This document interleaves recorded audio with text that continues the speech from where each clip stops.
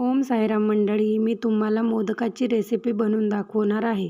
त्यासाठी मी खोबरे, तूप, गूळ आणि नारळाचे पाणी घेतले आहे. आता मी कढईमध्ये थोडा नारळ टाकून घेते. त्यानंतर गूळ टाकला आहे आणि मी आता छानपणे परतून घेणार आहे. थोडी मी विलायचीची पूडही टाकली आहे. सारण मऊसूद व्हावे यासाठी मी नारळाच्या पाण्याचा उपयोग केला आहे. हे ऑप्शनल आहे, तुम्ही टाकूही शकता आणि नाही टाकले तरीही चालेल. सारण मऊसूद होण्यासाठी मी नारळाच्या पाण्याचा उपयोग करते. अशा प्रकारे सारण छानपणे परतून घ्यावे. त्यानंतर तेल सुटायला लागले की असे समजावे की सारण तयार झाले आहे.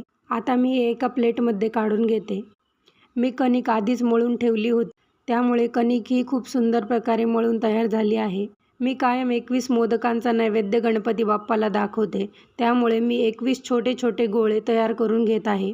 माझे गोळे तयार करून झाले. आता मी छानपणे हातावर पारी लाटून घेत आहे. मी कायम मोदकांचा नैवेद्य गणपती बाप्पाला दाखवते, त्यामुळे मी हातावरच पारी करून मोदक तयार करते. स्टीमरला मी तूप लावून घेतले. आता मी पारी बनवून त्यात सारण भरले आहे आणि हलक्या हाताने मी मोदक बनवत आहे. एकदम हळुवारपणे मोदक बनवायचा आहे मित्रांनो. अशा प्रकारे मी सर्व मोदक तयार करून घेणार आहे.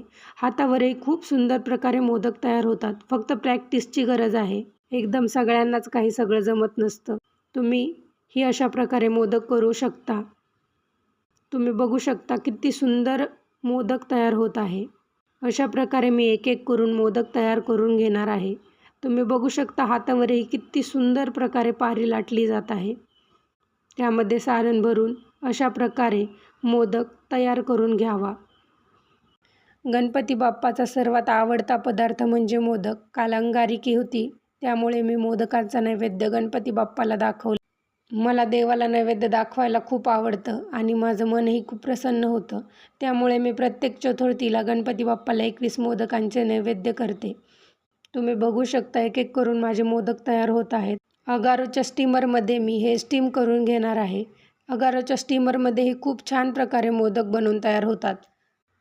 एकावर एक मोदक चिटकू नये म्हणून मी खालच्या मोदकांना थोडे थोडे तूप लावून घेतले आहे व त्यानंतरच दुसरे मोदक ठेवत आहे, जेणेकरून मोदक एकमेकांना चिटकणार नाहीत व छान प्रकारे तयार होतील. अशा प्रकारे तुम्ही बघू शकता माझे 21 मोदक तयार झाले आहेत. मी 15 मिनटं ते स्टीम करून घेतले. तुम्ही बघू शकता किती सुंदर मोदक तयार होत आहेत. मी या ताटात ते काढून घेणार आहे. वाव! अशा प्रकारे माझे मोदक बनून तयार आहेत मित्रांनो. तुम्हाला जर माझी रेसिपी आवडली तर माझ्या चॅनलला सबस्क्राईब करा आणि हा व्हिडिओ शेअर करा. गणपती बाप्पा मोरया. ओम साईराम.